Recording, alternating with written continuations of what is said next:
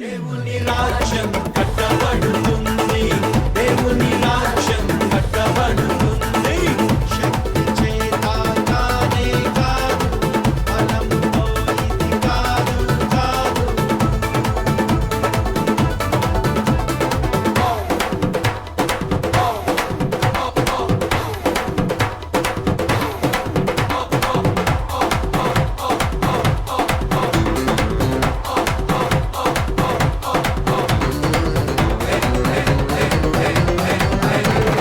నేనే నా సంగమును బండ మీద కట్టుదును, పాతాళ ద్వారములు దాని ఎదుట నిలువలేవు. నేనే నా సంగమును బండ మీద కట్టుదును, పాతాళ ద్వారములు దాని ఎదుట నిలువలేవు.